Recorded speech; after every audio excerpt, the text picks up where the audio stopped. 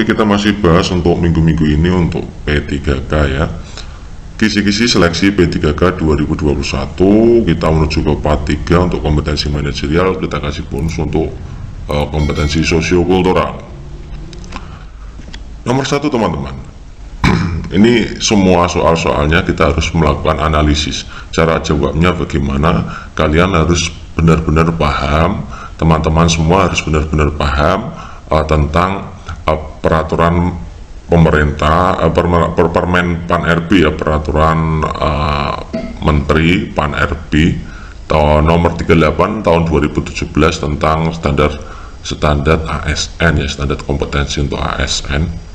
Itu ada 3, yaitu manajerial, sosiokultural, dan teknis. Itu yang dibahas di situ adalah manajerial dan sosiokultural, yang tentunya yang sudah ada.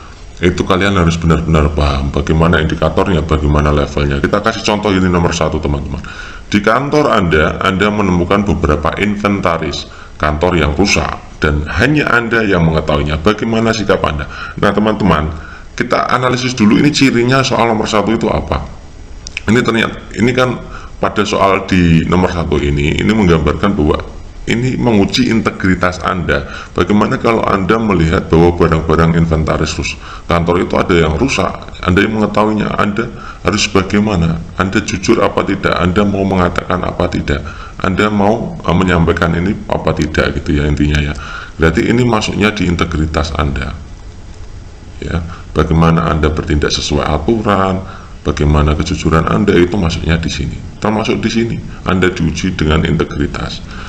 Level yang seperti ini masuknya di level 2 teman-teman. Kita lihat level 2. Level 2 itu mampu mengingatkan, mengajak rekan kerja untuk bertindak sesuai nilai, norma, dan etika organisasi. Meskipun tulisannya level 2 seperti itu, tapi indikatornya yang paling penting itu kalian, yaitu mampu menerapkan norma-norma secara konsisten dalam setiap situasi pada unit kerja terkecil. Atau memberikan informasi yang dapat dipercaya. Ini indikatornya ada 2 yang bisa kita gunakan untuk menjawab nomor 1. Memberikan informasi yang dapat dipercaya sesuai dengan etika organisasi. Mana yang mencerminkan menerapkan norma konsisten dan memberikan informasi yang dapat dipercaya. Ketika kalian jawab A, saya diam saja karena saya bisa dituduh sebagai pelaku pelapor. Ini jelas bukan mencerminkan Anda itu seorang integritas. Keberanian Anda dalam melaporkan barang-barang rusak ya, meskipun bukan Anda sendiri yang melakukan. Yang C ini juga bukan. Saya selidiki siapa yang melakukan pengerusakan itu, karena itu bukan kewenangan Anda. Kita harus menerapkan norma-norma ini konsisten sesuai kewenangan kita. Saya akan memberitahu rekan saya. Ini juga Anda memberitahu rekan Anda itu juga tidak pas, karena rekan Anda tidak punya kewenangan akan hal itu ya. Jadi jawaban yang benar adalah D, karena yang E ini juga tidak. Karena saya sedang sibuk, nanti saja dipikirkan. Ini juga bukan mencerminkan Anda sebagai seorang yang berintegritas. Oke gitu ya teman-teman. Jadi jawaban yang paling benar adalah melapor ke bagian pelengkapan, karena yang bertugas itu kan, yang punya kewenangan itu bagian pelengkapan, agar ditindak lanjuti apapun resikonya teman-teman. Mungkin Anda akan dituduh itu resiko, tapi yang jelas Anda punya integritas tentang hal itu. Kalau Anda punya integritas, maka orang pasti segan terhadap Anda.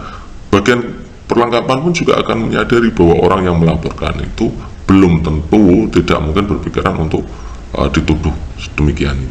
Kayak gitu ya.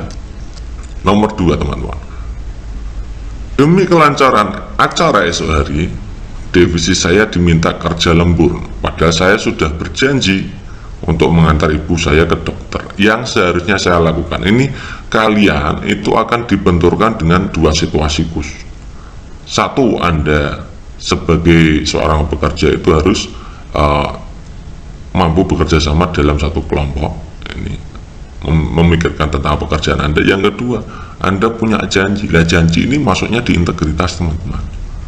Orang yang berintegritas itu selalu tidak ingkar janji, mengatakan apa yang benar ya, mengatakan apa yang dikatakan ya, mengerjakan apa yang dikatakan, atau melaksanakan apa yang dikatakan. Ini kalian dibenturkan dengan 2 hal, yaitu bagaimana integritas Anda dan bagaimana kerjasama Anda dalam satu tim atau pekerjaan.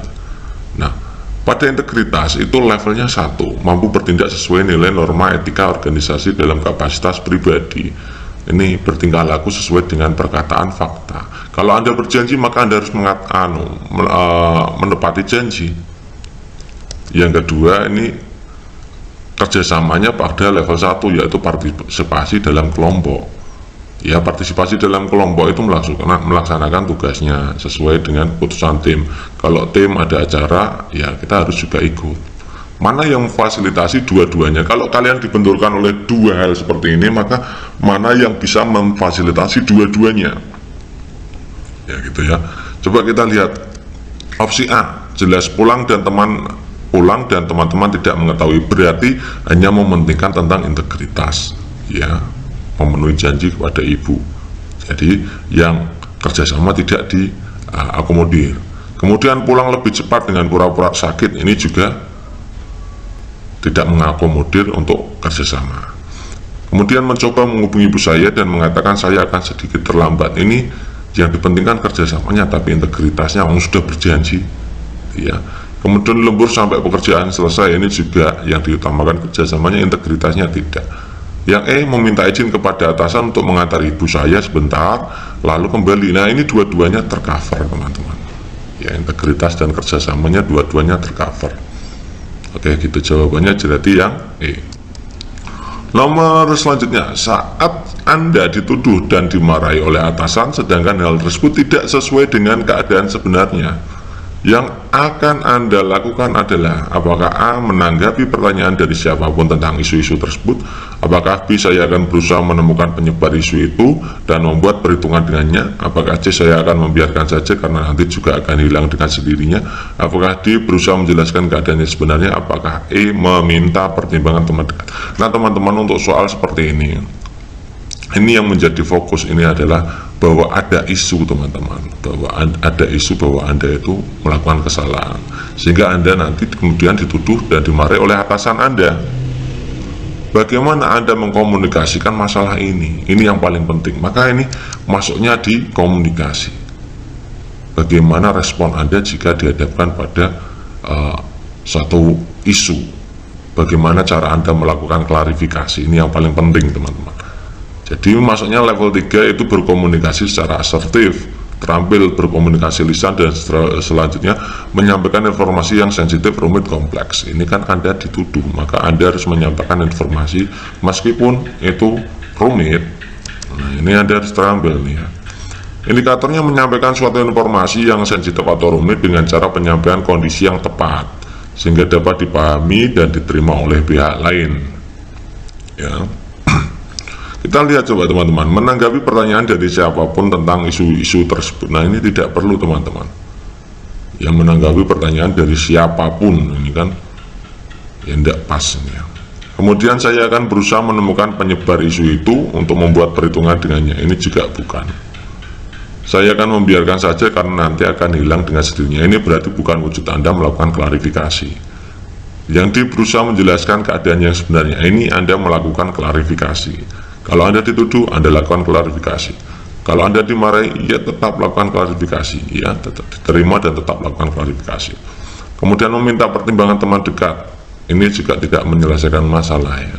Ini klarifikasi teman dekat itu kan belum tentu bisa menginformasikan masalah ini, ya. Nomor berikutnya, pada saat saya sedang menuju ke kantor dengan motor, terlihat atasan saya sedang berjalan kaki. Hal yang akan Anda lakukan adalah A, memelankan motor saya dan mengucapkan salam kepadanya. B, saya akan menghentikan kendaraan dan memohon izin untuk mendahulunya. Apakah C, menghentikan kendaraan dan menawarkan tumpangan? Apakah D, melewatinya saja? Apakah E, saya akan mengurangi kecepatan sambil meminta izin untuk mendahulinya? Nah teman-teman, ini kadang-kadang ini soal-soal ini untuk merujuk kepada bagian-bagian tertentu. Misalkan soal ini, pada saat saya sedang menuju ke kantor dengan motor, terlihat atasan saya sedang berjalan kaki. Ini artinya apa? Ada seseorang yang minta pertolongan. Kita ibaratkan dalam suatu tempat tugas, ada orang lain yang membutuhkan pertolongan akan tugas yang dia laksanakan. Maka apa yang Anda lakukan? Ini sama. Sama dengan kasus ini, Anda naik motor, artinya Anda lancar dalam bekerja. Atasan sedang berjalan kaki, berarti atasan Anda sedang repot dalam bekerja. Maka bagaimana respon Anda? Itu sebenarnya seperti itu. Berarti ini melatih kerjasama. Yang ditanyakan tentang kerjasama, menumbuhkan tim kerja partisipatif nih pada level 2. Membantu orang lain dalam menyelesaikan tugas-tugas mereka untuk mendukung sasaran tim. Nah, ini membantu orang lain yang membantu atasan. Bagaimana cara membantu? Paling tepat untuk kegiatan membantunya sebelah mana? Yang ini jelas tidak. Membantunya di sebelah mana? Hanya empati saja. Menghentikan kendaraan mohon izin ini tidak membantu. Ini menawarkan tumpangan, ini mau membantu ya, mau bekerja sama. Melewatinya bukan, ini juga bukan. Itu ya. Jadi kalau teman-teman mengerjakan sesuatu itu, Anda itu harus bisa membayangkan ini kalau dalam situasi kerja itu seperti apa. Bukan hanya kasusnya di jalan, mungkin Anda akan diberikan kasus-kasus yang banyak. Tapi ini sebenarnya untuk merujuk ke dalam pekerjaan Anda, pertanyaan seperti ini. Kayak gitu ya. Oke, nomor berikutnya, nomor 5. Untuk mencapai tujuan kelompok yang telah ditetapkan, maka sebagai pemimpin, saya akan tidak mempersalahkan apakah orang lain mau bekerja dengan baik atau tidak. B. Mendorong orang lain untuk bekerja dengan baik jika diperlukan. C. Mendorong orang lain untuk bekerja dengan baik jika situasi memungkinkan. D. Menstimulasi orang lain untuk mau bekerja dengan baik. E. Mengajak orang lain bersama-sama untuk bekerja dengan baik. Nah, ini teman-teman, ini ya indikator yang dipakai adalah indikator yang kerjasama, kompetensi bagian kerjasama, levelnya level 3. Anda sebagai pemimpin maka levelnya 3, 4, 5 gitu ya. Karena Anda sebagai pemimpin, yaitu efektif membangun tim kerja untuk meningkatkan kinerja organisasi. Kita gunakan indikatornya yang ini untuk menjawab soal nomor 5 ini. Membangun aliansi atau kerjasama dengan para pemangku kepentingan, dalam hal ini adalah rekan kerja, dalam rangka mendukung penyelesaian target kerja kelompok.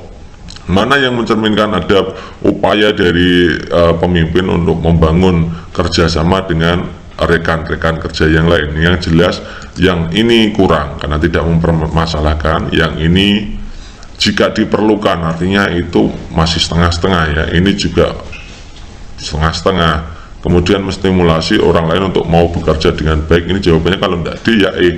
Lalu pilih yang mana? Ini yang mencerminkan kerjasama yang paling baik adalah yang ini. Kalau yang D bukan ya. Menstimulasi orang lain untuk mau bekerja dengan baik saja. Ini yang E lebih bagus, yaitu mengajak orang lain bersama-sama, artinya mementingkan kerjasama ya untuk bekerja dengan baik. Nomor 6. Dalam kaitannya dengan perubahan, saya dinilai sebagai seorang yang titik. Apakah A. mudah menyesuaikan diri dengan lingkungan baru? Apakah B. butuh waktu untuk bergaul dengan akrab dengan orang lain? Apakah C. mempunyai keinginan tinggi untuk mengetahui kegiatan orang lain? Apakah D. cenderung kurang adaptif terhadap perubahan? Apakah E. mempunyai pergaulan yang luas di masyarakat? Nah, ini terkait dengan perubahan, maka indikator yang digunakan adalah mengelola perubahan pada level 2, yaitu proaktif beradaptasi mengikuti perubahan. Indikatornya apa? Cepat dan tanggap menerima perubahan. Ini salah satu ciri dari orang yang pandai mengelola perubahan. Orang yang proaktif beradaptasi mengikuti perubahan ya cepat dan tanggap dalam menerima perubahan. Mana yang mencerminkan itu? Kita lihat satu persatu opsinya. Apakah A. mudah menyesuaikan diri dengan lingkungan baru? Ini berarti cepat, tanggap, mudah, itu artinya ya. Butuh waktu untuk bergaul, ini juga kurang cepat, kurang tanggap. Mempunyai keinginan tinggi untuk mengetahui kegiatan orang lain, ini tidak ada hubungannya ya.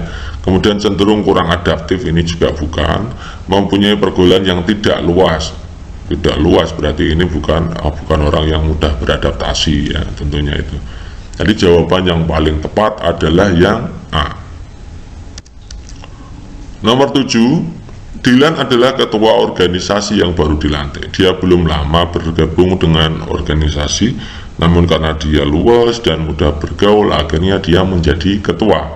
Nah, ternyata setelah menjadi ketua, sikapnya berubah menjadi cenderung kaku dan keputusan yang dibuat susah untuk diubah.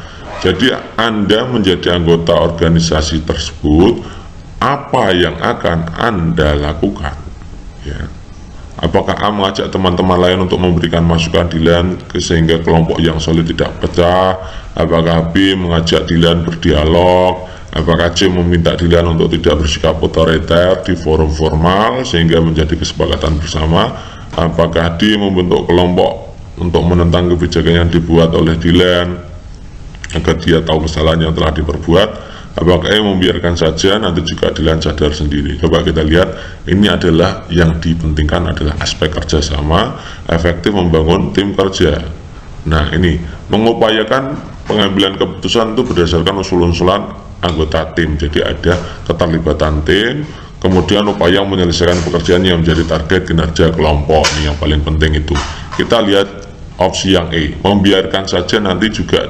Nah, itu artinya Anda itu tidak berupaya untuk bernegosiasi efektif dengan si Dilan. Ini bukan ya, ini jelas tidak. Membentuk kelompok ini juga tidak mungkin ya.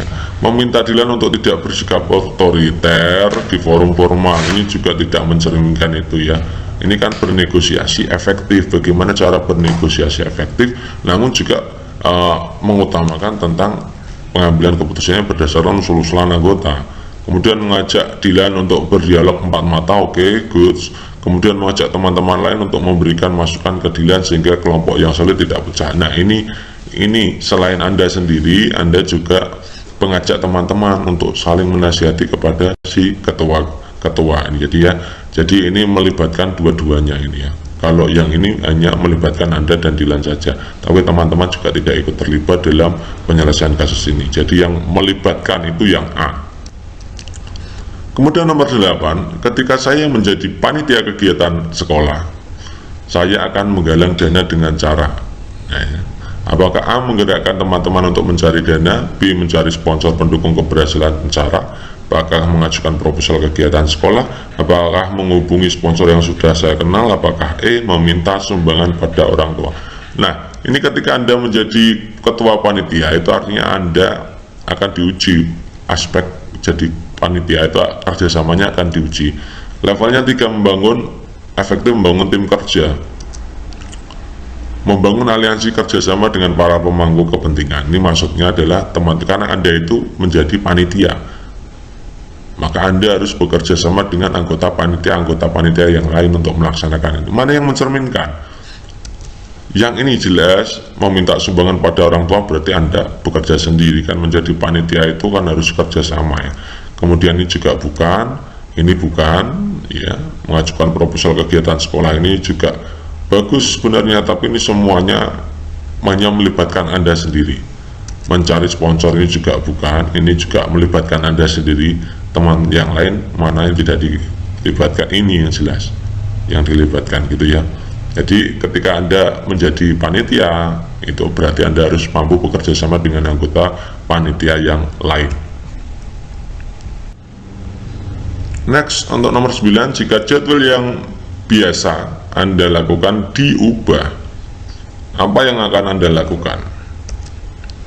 Ini tentang mengelola perubahan. Ini kan ada jadwal diubah. Bagaimana Anda mengelola keadaan yang berubah seperti ini? Nah, levelnya 2, proaktif beradaptasi mengikuti perubahan. Yang digunakan indikatornya adalah cepat dan tanggap dalam menerima perubahan. Mana yang mencerminkan itu? Apakah A biasa saja dalam melakukannya? Jelas ini bukan. Merasa tertantang, bersemangat untuk menyesuaikan diri, oke. Ini marah mengeluh, ini jelas bukan ya teman-teman. Apakah panik dan merasa gelisah? Ini juga bukan. Apakah mencari teman lain yang mengalami hal serupa? Ini juga tidak mencerminkan Anda itu cepat dan tanggap dalam menerima perubahan gitu ya. Next, nomor 10 teman-teman. Apakah Anda bersedia untuk memperdebatkan sesuatu padahal kelompok Anda jelas-jelas tidak menyetujuinya? A, saya akan tetap mempertahankan pendapat saya. B, saya akan menyimak pendapat lain terlebih dahulu. C, saya akan berpikir ulang dan mencari jalan tengah. Apakah D, saya akan mengalah saja? Apakah E, saya akan mengumpulkan teman-teman dulu untuk menyuarakan pendapat saya? Coba kita lihat, ini adalah yang diujikan adalah aspek kerjasama, menumbuhkan tim kerja yang partisipatif, ini berbagi informasi yang relevan atau bermanfaat untuk anggota tim, mempertimbangkan masukan. Ini yang kita gunakan adalah yang mempertimbangkan masukan dan keahlian dari anggota dalam tim ya, bersedia untuk belajar dari orang lain, menerima masukan, belajar dari orang lain. Mana yang mencerminkan itu? Nah, kita lihat coba. Yang saya akan tetap mempertahankan pendapat saya, berarti Anda tidak belajar dari orang lain. Orang-orang yang lain, teman-teman dalam kelompok Anda tidak menyetujuinya, kok Anda mempertahankan, itu jelas tidak mungkin ya. Berarti tidak belajar dari orang lain, tidak mau menerima masukan orang lain. Kemudian saya akan menyimak pendapat lain terlebih dahulu. Ini juga bagus sebenarnya, bagus kita. Saya akan mengalah saja, ini juga bukan mengalah ya. Ini harus menerima masukan tapi belum tentu mengalah kan ya. Saya akan mengumpulkan teman lebih dahulu untuk menyuarakan pendapat saya. Ini juga tidak layak ya, tidak bagus. Ini jawaban yang benar antara B dan C, tapi yang paling bagus adalah saya akan berpikir ulang. Itu artinya Anda melakukan introspeksi diri, menerima masukan dari orang lain, kemudian bersedia belajar dari orang lain, mencari jalan tengah. Ini artinya belajar dengan orang lainnya di situ. Jadi B dan C bagusnya yang C. Nomor 11, Anda sedang mengemudikan kendaraan. Tiba-tiba handphone Anda berdering. Apa yang akan Anda lakukan? Apakah A. menepi untuk mengangkat handphone? Apakah B. menyuruh rekan yang di samping Anda untuk mengangkatnya? Apakah C. membiarkan saja sampai ke tempat tujuan? Apakah D. mematikan handphone karena mengganggu konsentrasi saat bekerja? Apakah E. segera mengangkatnya karena membuat Anda tidak fokus bekerja? Ini adalah menguji bagaimana Anda mengambil suatu keputusan di saat ini simulasinya di jalan ya. Jadi ini nanti tujuannya ya, kalau Anda di tempat kerja bagaimana, ini kan sama saja ya. Ini yang diuji adalah mengumpulkan informasi untuk bertindak sesuai kewenangan. Maksudnya bagaimana? Ini mengenali situasi atau pilihan yang tepat untuk bertindak. Ini maksudnya di situ. Bagaimana Anda bertindak pada situasi seperti ini ya. Kenal terhadap situasi. Misalkan Anda mengemudikan kendaraan, handphone berdering. Nah, kalau Anda langsung angkat telepon, itu jelas membahayakan pengendara yang lain, membahayakan Anda sendiri juga ya, karena Anda tidak konsentrasi dalam berkendara. Oke, kita lihat opsi yang tepat. Yang ini segera mengangkatnya karena membuat Anda tidak fokus bekerja. Ini alasannya benar, tapi segera mengangkatnya artinya pasti Anda tidak akan fokus ketika mengangkat. Mematikan handphone, ini juga situasinya atau pilihannya tidak tepat ya. Mematikan handphone itu memang bagus, tapi ini penting tidak. Jangan-jangan ini adalah suatu berhubungan dengan pekerjaan penting, sementara Anda tidak bisa mengangkat handphonenya ya. Membiarkan saja sampai ke tempat tujuan, ini juga tidak bisa mengenali situasi. Kemudian menyuruh rekan yang di samping Anda untuk mengangkatnya, ini juga tidak ada hubungannya ya situasinya. Yang ada hubungannya kalau orang lain menelpon ya pasti berurutan dengan Anda, bukan teman Anda. Nah, ini yang paling tepat adalah yang ini, menepi untuk mengangkat handphone. Artinya apa?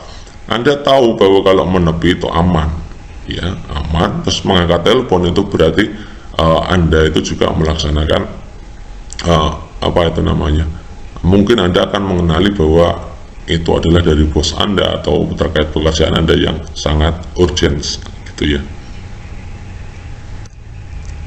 Nomor 12, menurut Anda, kemampuan bekerja yang tinggi diperlukan ketika apa? Apakah A. saat dalam keadaan terdesak? Apakah B. kapan saja saat kita bertugas? Apakah C. bila situasi dan kondisi memungkinkan? Apakah D. bila diminta oleh atasan? Apakah E. ketika ada imbalan? Jadi yang diuji adalah tentang orientasi pada hasil ya. Berupaya meningkatkan hasil kerja pribadi yang lebih tinggi dari standarnya, menetapkan dan berupaya mencapai standar kerja pribadi yang lebih tinggi ya. Mana yang mencerminkan itu? Yang jelas saat dalam keadaan terdesak, ini berarti Anda tidak punya standar kerja yang tinggi. Ini yang bagus, kapan saja ketika bertugas kita harus bisa berupaya mencapai standar kerja pribadi yang lebih tinggi. Ini juga tergantung dengan situasi, ini juga tidak. Bila diminta atasan, ini berarti tergantung dengan atasan, juga bukan. Ketika ada imbalan setimpal, ini juga bukan. Oke, next berikutnya ada soal begini teman-teman. Ketika Anda diminta saran oleh teman yang sudah berhasil dalam usahanya, Anda akan menyarankan agar apakah A. meningkatkan kemampuan dan pengetahuan, apakah B. memanfaatkan orang lain yang lebih berpengalaman dalam berpengetahuan luas, Apakah C berusaha memperoleh dukungan dari pihak luar? Apakah D bekerja sama dengan orang yang berwawasan luas? Apakah E mengikuti saja suratan nasib? Nah, bagaimana situasi Anda ketika Anda diminta saran oleh teman yang sudah berhasil dalam usaha? Artinya apa? Teman Anda itu menganggap Anda itu penting dalam memberikan saran. Berarti ini kaitannya dengan pengembangan diri dan orang lain. Jadi kita itu akan diuji bagaimana mengembangkan pada soal ini adalah mengembangkan orang lain. Nah, karena statusnya ini Anda diminta saran, artinya Anda itu dianggap itu penting saran Anda. Nah, ini pada levelnya adalah level ini meningkatkan kemampuan bawaan dalam arti ini ada teman kerja juga dianggap meningkatkan kemampuan teman kerja, tidak hanya bawaan ya, untuk dengan memberikan contoh dan penjelasan cara melaksanakan suatu pekerjaan. Indikator yang dipakai adalah meningkatkan kemampuan bawaan. Bawaan di sini tidak hanya bawaan, tapi teman yang minta saran itu juga dianggap sebagai bawaan. Memberikan contoh, instruksi, penjelasan, petunjuk praktis yang jelas kepada bawaan dalam menyelesaikan suatu pekerjaan. Dalam hal ini meminta saran yang sudah berhasil ini juga masuk dalam hal itu. Mana yang mencerminkan meningkatkan kemampuan? Kita lihat ini ya, meningkatkan kemampuan dan pengetahuan jelas ini ya, berarti menyarankan orang lain untuk meningkatkan kemampuan dan pengetahuan. Ini memanfaatkan orang lain, berarti Anda tidak berusaha untuk mengembangkan orang lain, kemudian berusaha memperoleh dukungan dari pihak luar, ini bukan ya. Bekerja sama dengan berwawasan luas ini juga bukan, karena ini situasinya adalah pengembangan orang lain. Kemudian mengikuti saja suratan nasib, berarti ini fokusnya Anda pada diri sendiri, padahal di situ pada soal adalah pengembangan terhadap orang lain. Jadi jawaban yang paling tepat adalah yang A. Oke, lanjut nomor soal berikutnya. Suatu hari saya mendapatkan tugas yang sepele. Jadi dia mendapatkan tugas yang sepele gitu ya maksudnya ya. Sikap saya adalah titik-titik. Apakah marah karena kemampuan saya dianggap rendah? Apakah saya harus sedih karena saya merasa tidak dianggap oleh perusahaan? Apakah dia melimpahkan tugas tersebut pada rekan lain yang kapasitasnya lebih tepat? Apakah dia segera menyelesaikan tugas dengan sepenuh hati? Apakah E meminta atasan untuk memberikan tugas lain yang sesuai? Ini jelas, ini tentang orientasi hasil, yaitu bertanggung jawab untuk memenuhi standar kerja. Nah, indikator yang dipakai menyelesaikan tugas dengan tuntas dan dapat diandalkan. Kalau dapat tugas ya selesaikan gitu ya. Mana yang mencerminkan itu? Ini yang jelas yang A, tidak marah-marah, sedih, tidak melimpahkan, ini juga tidak merupakan bukti bahwa Anda dapat diandalkan. Yang D ini yang bagus, kemudian yang E ini juga bukan, meminta atasan untuk memberikan tugas, ini jelas bukan gitu ya. Oke, next, nomor 15. Dalam pengambilan keputusan, saya suka titik-titik-titik. Ini berarti diuji Anda dalam proses pengambilan keputusan, indikator yang dipakai itu. Kemudian ini masuknya di level 2, yaitu melakukan analisa mendalam dalam mengambil keputusan. Jadi sebelum mengambil keputusan itu harus melakukan analisa. Salah satu indikator yang dipakai adalah membuat keputusan operasional berdasarkan kesimpulan dari berbagai sumber informasi. Sumber informasi ini ya teman-teman Anda, tim kerja Anda, keterlibatan anggota Anda. Itu yang paling penting itu. Bagaimana Anda membuat keputusan, tapi juga mempertimbangkan dari sumber-sumber informasi dari rekan kerja Anda, dari apapun ya, untuk menyelesaikan itu. Nah, dalam proses pengambilan keputusan mana yang mencerminkan itu? Nah, kita lihat coba. Mempercayakan keputusan pada kelompok, ini jelas Anda tidak bisa mengambil keputusan secara tepat, karena ini malah pelimpahan keputusan ya. Menciptakan suasana agar orang tidak berani mengungkapkan pendapatnya, ini juga bertentangan dengan mengambil kesimpulan dari berbagai sumber informasi. Anda malah menutup peluang itu.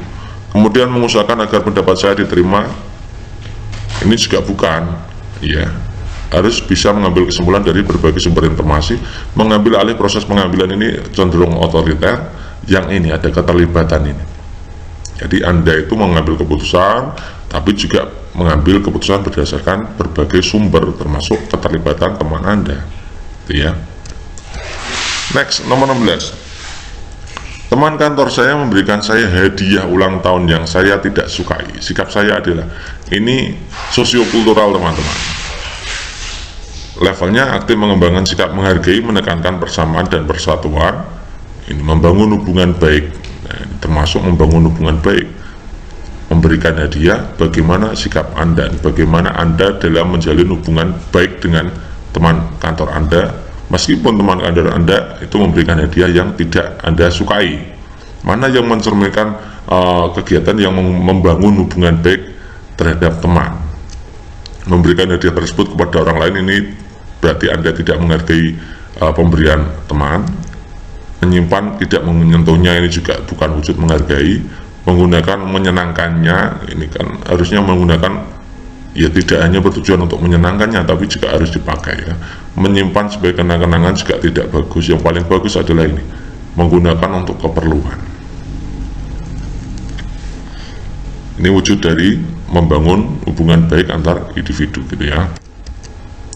Kemudian nomor 17, ketika sedang santai di rumah, saya melihat seorang ibu yang bersepeda motornya macet ya. Yang sepeda motornya macet, sedangkan bengkel terdekat berjarak 100 meter dari rumah. Yang akan saya lakukan adalah, apakah menunggu saja apa yang akan dilakukan ibu tersebut? Kejam ya, menunjukkan bahwa 100 meter lagi ada bengkel, jauh ya, ini ditunjukkan. Kemudian yang C menanyakan apa yang terjadi, membantu membawakan sepeda motor itu ke bengkel. Apakah E memanggil petugas bengkel?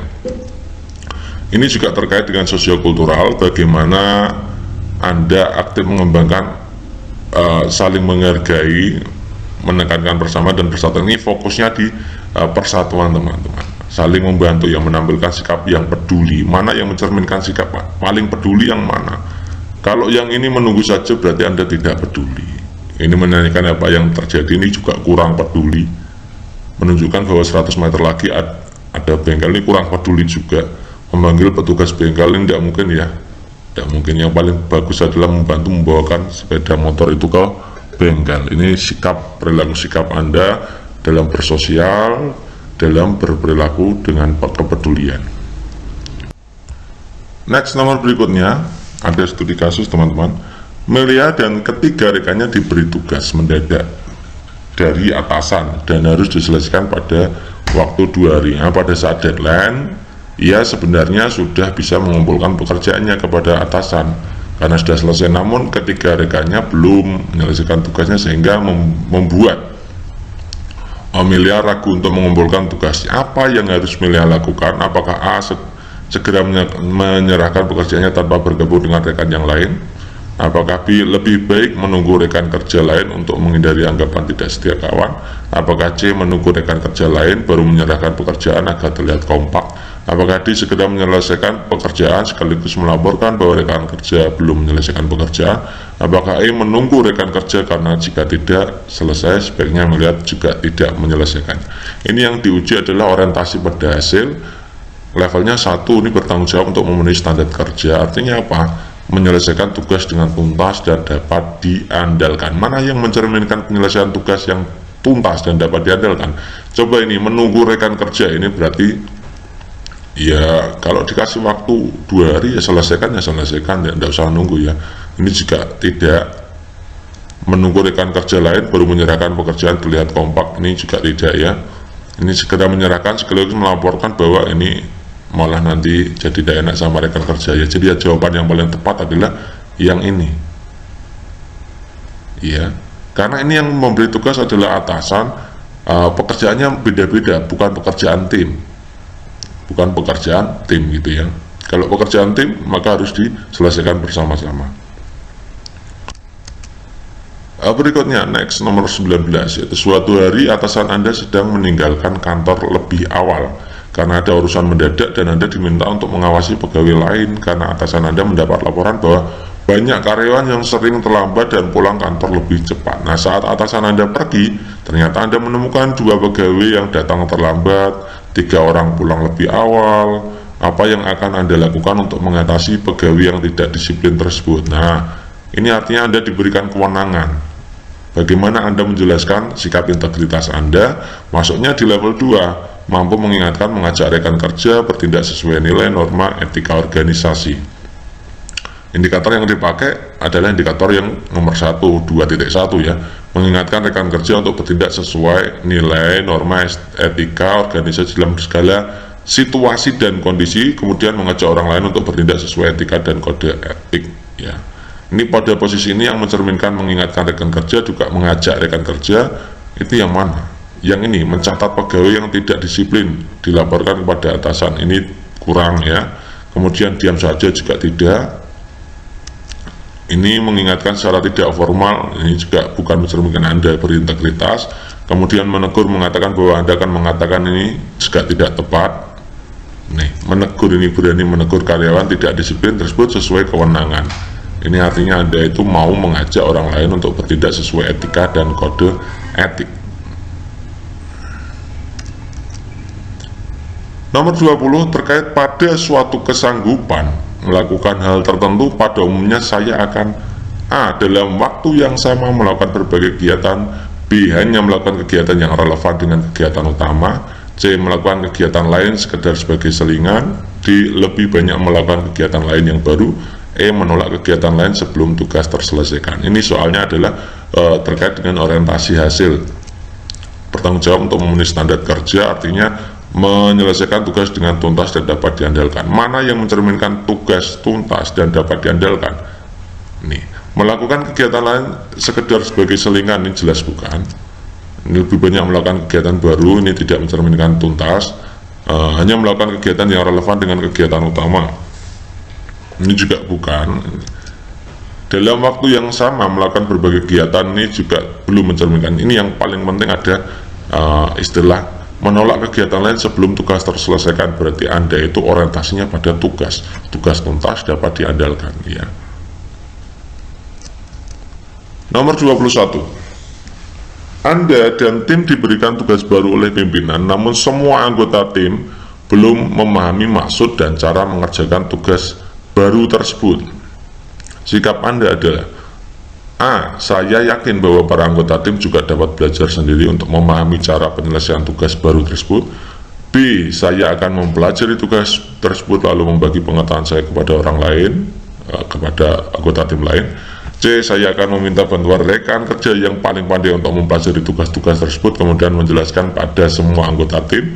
D. Kami mengerjakan bersama-sama tugas tersebut sesuai dengan pemahaman kami. Bila ada kesulitan, kami akan menyelesaikan secara bersama-sama. E. Pimpinan yang memberikan tugas sebaiknya menjelaskan terlebih dahulu bagaimana mengerjakan tugas tersebut ya. Dimana ini adalah salah satu soal untuk menguji orientasi hasil Anda, berupaya meningkatkan hasil kerja yang lebih tinggi dari standar kerja yang ditetapkan dengan indikator memberi contoh kepada orang-orang di unit kerjanya untuk mencoba menerapkan metode kerja yang lebih efektif ya. Ini karena ada situasi cara mengerjakan tugas baru, mana yang mencerminkan Anda itu mampu memberi contoh kepada orang-orang di sekitar unit kerja Anda, teman-teman Anda, mencoba menerapkan metode kerja yang baru tersebut. Nah, kalau saya yakin bahwa ini tidak mencerminkan Anda memberi contoh ya, kemudian ini juga bukan saya akan meminta bantuan rekan kerja yang pandai, ini fokusnya malah Anda meminta bantuan yang lebih pandai, pada Anda sendiri harus memberi contoh. Mana yang mencerminkan memberi contoh? Kami mengerjakan bersama-sama tugas sesuai pemahaman kami. Bila ada ini juga tidak mencerminkan memberi contoh. Kemudian ini juga tidak mencerminkan memberi contoh. Yang jelas yang B ini yang saya akan mempelajari tugas tersebut lalu membagi pengetahuan saya kepada anggota tim lain. Jadi Anda itu proaktif memberikan contoh, menerapkan metode gitu ya. Next, nomor 22. Akhir-akhir ini banyak tayangan di televisi yang isinya kurang mendidik. Melihat fenomena tersebut menurut saya adalah A. Ingin menutup hak siar semua stasiun televisi, B. Ingin protes pada semua stasiun televisi untuk mengganti tayangan lebih banyak, C. Ingin menghujat semua stasiun televisi di media massa, D. Ingin menggalang massa untuk melakukan demo terhadap pemerintah untuk segera mengambil kebijakan. Apakah E. Ingin mengajak pihak-pihak yang berwenang dan terkait untuk membahas kelayakan tayangan tersebut. Nah, ini adalah terkait dengan sosiokultural. Levelnya 3, melakukan promosi, mengembangkan sikap toleransi dan persatuan ya, menjadi mediator untuk menyelesaikan konflik. Dalam hal ini, konflik yang terjadi adalah bahwa banyak tayangan televisi yang tidak mendidik ya. Ada pihak televisi dan pihak konsumen. Ini bagaimana Anda bisa menjadi mediator yang tepat. Ingin menutup hak siar, ini berarti Anda tidak tidak ya, ini tidak mencerminkan, ini juga tidak mencerminkan. Ingin menghujat, nah ini juga tidak mencerminkan Anda bisa menjadi mediator penyelesaian konflik. Ingin menggalang, dan ini juga menggalang massa, ini juga kurang. Kemudian yang paling bagus adalah ini, ingin mengajak pihak-pihak yang berwenang dan terkait untuk membahas kelayakan tayangan tersebut. Berarti ini Anda bisa menjadi mediator dalam menyelesaikan konflik atau minimal mengurangi dampak negatif dari potensi konflik. Respon saya ketika dihadapkan dengan perubahan yang mendadak adalah, ini tentang perubahan, berarti mengelola perubahan. Apakah bingung bagaimana harus bersikap, apakah penuh harapan akan perubahan, tertekan karena cemas akan dampak yang akan terjadi, apakah pesimis karena tidak dilibatkan dari awal proses, apakah berhati-hati memetakan dampak politis. Ini levelnya level 1, mengikuti perubahan. Mengikuti perubahan secara terbuka sesuai dengan petunjuk pedoman. Ini ya, mana yang adanya sikap keterbukaan. Bingung bagaimana harus bersikap, ini berarti Anda tidak bersikap terbuka terhadap perubahan. Ini tertekan, ini juga tidak. Pesimis juga tidak. Berhati-hati, ini juga tidak mencerminkan Anda itu terbuka terhadap perubahan. Jadi yang mencerminkan terbuka terhadap perubahan, ya ini penuh harapan akan perubahan. Nomor 24, suatu ketika karena ada masalah yang terjadi di rumah, Anda masuk kerja dengan suasana hati yang kurang baik. Apa yang akan Anda lakukan selanjutnya? Apakah A bercerita mengenai masalah saya kepada rekan kerja? Apakah B bekerja dengan bermalas-malasan? Apakah C beristirahat lebih lama agar suasana hati dapat membaik? Apakah D tetap bekerja seperti biasa? Apakah E pulang lebih cepat agar tidak stres? Ini yang diuji adalah kompetensi integritas Anda terhadap pekerjaan. Meskipun kondisinya situasi rumah yang tidak baik, maka di kantor Anda atau di tempat kerja Anda harus bagaimana? Yang jelas nanti yang diuji adalah level 1, mampu bertindak sesuai nilai norma etika organisasi dalam kapasitas pribadi, melaksanakan peraturan kode etik organisasi dalam lingkungan kerja sehari-hari. Nah, ini yang mencerminkan itu yang mana? Yang melaksanakan peraturan atau kode etik organisasi sesuai dengan kehidupan. Ini yang mana nih? Yang E, pulang lebih cepat. Ini juga tidak mencerminkan Anda itu punya integritas. Ini juga tidak. Ini bukan. Yang ini bukan. Yang jelas ini tetap bekerja seperti biasa. Nomor 25, Anda adalah seorang anggota dari sebuah organisasi yang memiliki aturan bahwa setiap anggotanya dilarang untuk menggunakan fasilitas organisasi tanpa izin. Suatu ketika karena suatu alasan Anda melanggar peraturan tersebut dan mendapatkan teguran, sehingga sikap Anda adalah titik-titik. Apakah A, memberi alasan yang dapat diterima mengapa saya melanggar peraturan tersebut? B, saya akan menerima teguran tersebut karena memang salah meskipun akan menghadapi konsekuensi untuk dibenci oleh anggota lain. C, menemui ketua organisasi sebelum mendapatkan teguran. Apakah dia menunggu dipanggil dan mempersiapkan jawaban yang akan saya berikan? Apakah pasrahkan nasib yang akan diterima? Ini juga menguji integritas Anda. Ketika Anda melakukan kesalahan, bagaimana sikap Anda? Ya, yang dipakai indikatornya adalah melaksanakan peraturan sama seperti tadi ya. Kalau Anda salah, berarti Anda harus punya tanggung jawab untuk bertanggung jawab akan kesalahan Anda. Kalau ini memberi alasan yang dapat diterima mengapa saya melanggar, ini juga tidak. Pasrah ini bukan. Menunggu dipanggil dan mempersiapkan jawaban ini juga bukan. Ini juga bukan. Yang paling tepat adalah yang ini. Anda mencerminkan sikap integritas.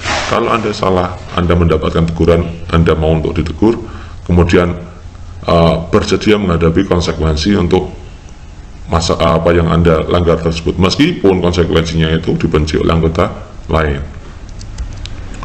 Nomor 26, setelah bekerja selama beberapa tahun di perusahaan Google, Tukijan dipindah ke bagian lain yang orangnya sama sekali baru dan tidak dikenal sebelumnya. Jika Anda sebagai Tukijan, apa yang akan Anda lakukan? Ini terkait dengan pemberian tugas, artinya orientasi pada hasil, bertanggung jawab untuk memenuhi standar kerja, menyelesaikan tugas dengan tuntas dan dapat diandalkan. Mana yang mencerminkan itu? Menerima dengan kecewa, ini jelas bukan. Memprotes kepindahan, ini juga bukan. Mogok kerja, bukan. Ini juga tidak tepat ya. Ini yang mengerjakan tugas yang menjadi job desk saya di bagian itu. Selesai. Oke teman-teman, itu saja yang bisa kita sampaikan untuk pertemuan kali ini. Semoga materi-materi yang kita berikan ini punya manfaat untuk Anda, dan selamat belajar, dan ditunggu untuk tryout berikutnya. Kayak gitu ya. Assalamualaikum warahmatullahi wabarakatuh.